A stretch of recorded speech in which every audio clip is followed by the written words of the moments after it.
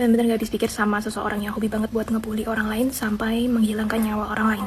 Nah, kali ini kalian tahu gak sih kisah mahasiswa UNUD, Universitas Udayana di Bali, yaitu korban bully sampai bunuh diri di kampus.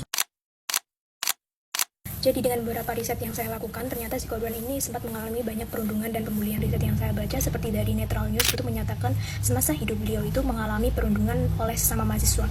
Kemudian yang paling gongnya lagi yaitu dari Tribun News yang menyatakan pasca beliau bunuh diri, yaitu mayat beliau ini disandingkan dengan KKI yang masih menjadi candaan oleh wakil ketua BEM. Menurutku di sini yang parah itu adalah dua-duanya, tapi yang perlu disoroti itu adalah kelakuan dari wakil ketua BEM, yang mana dia itu memiliki jabatan yang strategis tapi tidak seimbang dengan perilaku moral kelakuan yang dimiliki, yang bahkan sangat amat bertolak belakang dan tidak mencerminkan dirinya sebagai wakil ketua.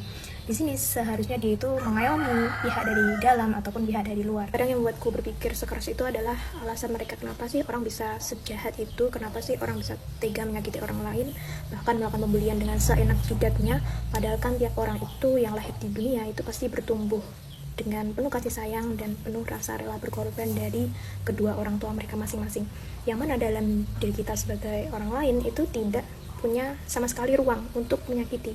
Justru kita harus saling support untuk sama-sama hidup menjadi lebih baik. Dan menurutku bagi orang yang suka membuli itu orang yang memang kurang kerjaan aja. Dia itu gak punya kesibukan, dia juga kayak merasa gak bisa di atas orang lain, atau katakanlah mungkin iri. Padahal tiap hidup seseorang itu nggak perlu yang namanya iri, karena semua sudah sesuai takaran dan porsi hidup masing-masing. Di sini yang cukup membuatku aneh juga ketika seorang itu melontarkan sebuah pembulian yang berdalih dengan humor atau candaan. Karena di sini menurutku itu beda antara porsi humor aja, bully aja kayak gitu. Dan ketika kita mau berniat untuk melakukan lelucon atau kita mau melontarkan humor itu, kita harus melakukan riset tersebut. Gimana sih orang yang berada di depan kita?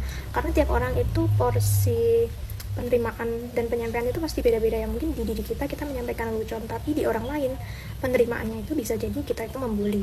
Jadi untuk sekedar ngomong, untuk sekedar lontaran sesuatu itu tidak bisa sembarangan. Kemudian untuk kalian yang pernah menjadi korban bully, menurutku kalian keren banget bisa sampai di fase masa sekarang, karena nggak semua orang itu bisa bangkit dan merasakan fase yang kalian alami, fase-fase sulit kayak gitu. Nah, kemudian untuk kalian para pembuli, menurutku stop aja buang-buang waktu kalian yang nggak berguna itu, stop aja jadi para pembuli rendahan yang menurutku nggak ada gunanya sama sekali. Bersikap kayak gitu malahan banyak ruginya, dan di next time itu kehidupan itu pasti akan berputar dan karma itu pasti akan berlaku ya. Walaupun orang yang kamu bully itu sudah memaafkan, sudah tidak ada, tapi Tuhan itu kan selalu ada dengan berbagai balasan yang memang seharusnya kalian dapatkan seperti itu.